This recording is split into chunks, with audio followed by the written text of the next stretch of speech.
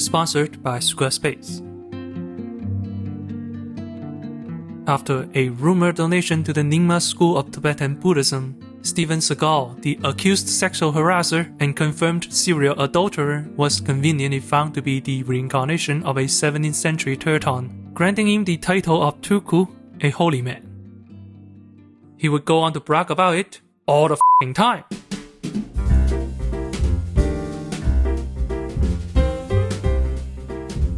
Steven Seagal is a 90s Hollywood action star famous for his, at the time, ultra-violent action flicks. Today, however, Seagal is mostly a laughingstock, hated for his controversies, mocked for his ego boasting. He claims to be a spiritual leader, a badass who fought off the Yakuza, a sensei who trained the CIA, and, I kid you not, quote, the first private citizen to destroy a nuclear device. Naturally, skepticism regarding his claims is numerous. I mean, have you seen this schmuck? I think he might be a poser. Before I came to the West, I have never heard of Steven Seagal. At least in my part of Asia, he is nowhere near as famous as his contemporaries. Seagal's greatest contribution to Asian cinema is providing half the genetic material for Ayako Fujitani, who stars in the awesome Gamera trilogy. Bitch ass didn't even provide a last name because he cheated on his wife.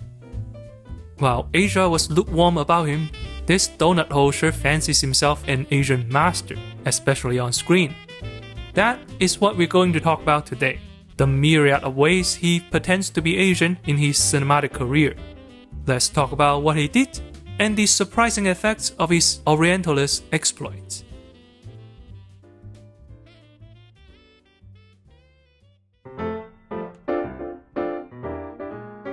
Steven Seagal began his Hollywood career with Above the Law. It was a movie made specifically to show off Seagal, and also one of the early examples of gritty, violent martial arts action flicks. And yeah, it holds up. With a story provided by Seagal, the film has some autobiographical elements, mostly reflecting Seagal's experience with Aikido. These days, there is much debate on whether or not Steven Seagal is a phony. Though I despise the man, I do think he was at least as much of a martial artist as Jet Li, who practices wushu exclusively as a non-combative sport. Seagal is a 7th-dan black belt, the first Westerner to achieve this rank. Even if some of his ranks were bogus, he couldn't possibly fake all of it. So, I think Seagal truly was, at one point, genuinely dedicated to Aikido. This is partly why many of his early cinematic ventures are watchable, if not entertaining.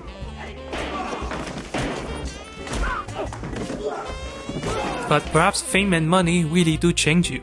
As his career progresses, the more creative control he gains, the more his Asian fetish seeps into his movies. I distinctly remember Out for a Kill opens with an invisible quote. There is no quote there, only the citation. This is the kind of nuanced treatment of Eastern cultures that define much of Seagal's direct-to-video filmography. He frequently dresses up his movie with Asian cliches in lazy, if not offensive ways. Example number 1, An Untamed World.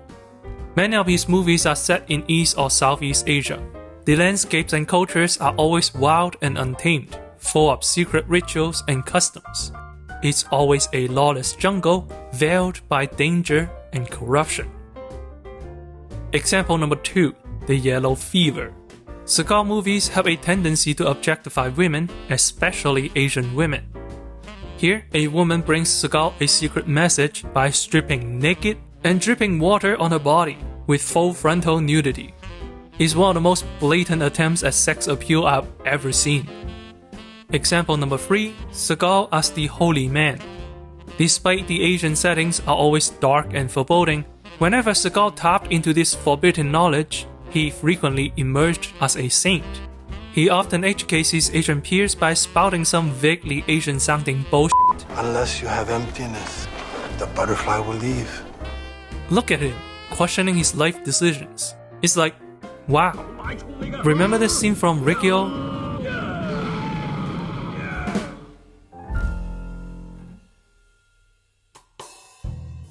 Steven Seagal has an official website, and it looks just as phony as the man himself. Except, during the making of this video, it redirects to a scam website that sells Viagra. I'm not making this up. Clearly, someone needs a new website.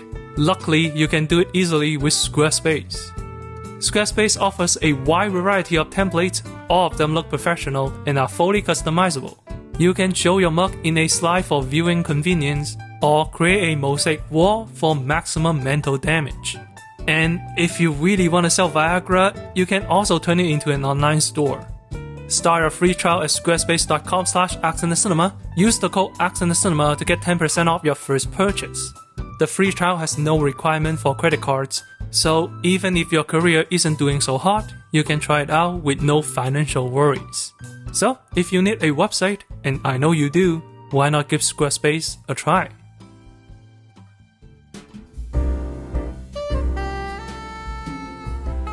So, what does this all mean? It's Orientalism, right?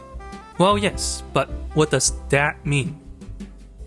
Coined by Palestinian-American academic Edward Said, the term Orientalism described the biases Western scholars and artists hold when representing the East. Orientalist arts are told from an outsider's perspective, where the Westerner assumes a default position peering into an exotic world.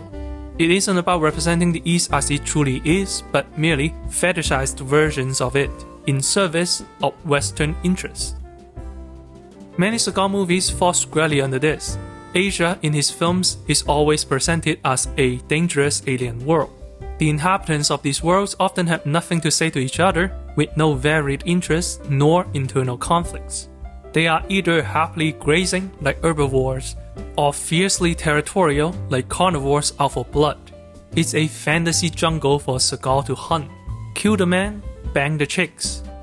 It has no interest in representing the East, its people and cultures, nor does it invite you to know it. China in one movie is indistinguishable from Thailand in another.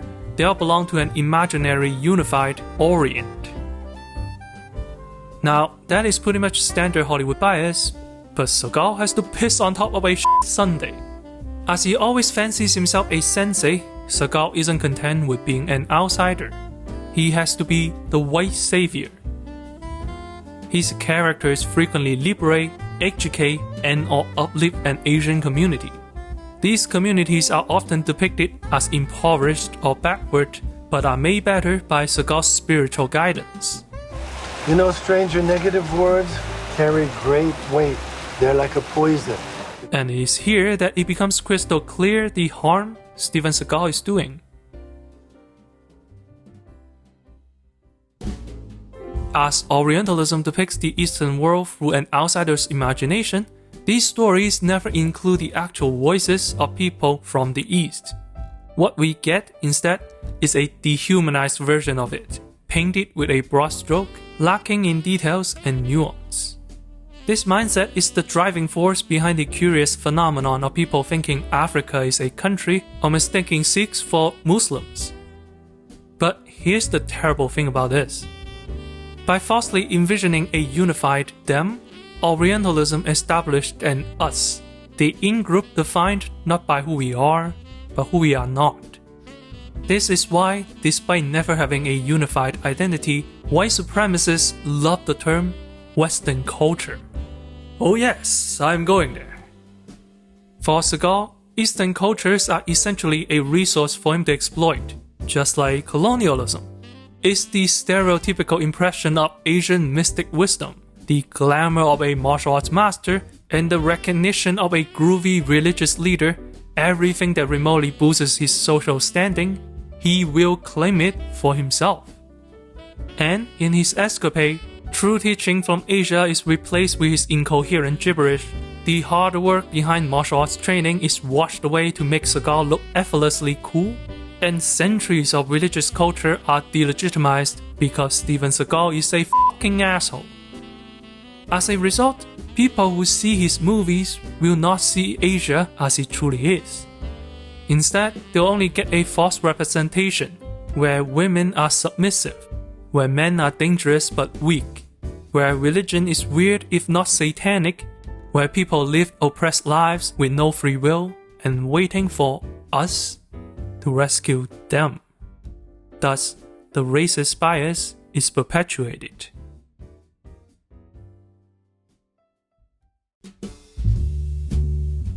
But there is one last thing that grinds my gears.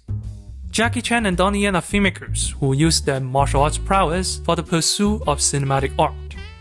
Bruce Lee and Jet Li are martial artists who use film as a medium to promote their crafts, Jeet Kune Do and Wushu, respectively. Steven Seagal cares neither about cinema nor his martial arts. Both elements were there to promote his public image. He is appropriating them for clout. But this man once moved to the other side of the planet and spent a large chunk of his life mastering Aikido. When he came back, he was a 7-dan black belt with the ability to speak fluent Japanese. At one point in time, Steven Seagal seemed genuinely passionate about his pursuit. He could have been a bridge between the East and the West. He could have spread his love and passion to the world, inspire people, start conversations. But no, the only thing he loves more than naked women is the close-up shot of his own face. What a disappointment that is.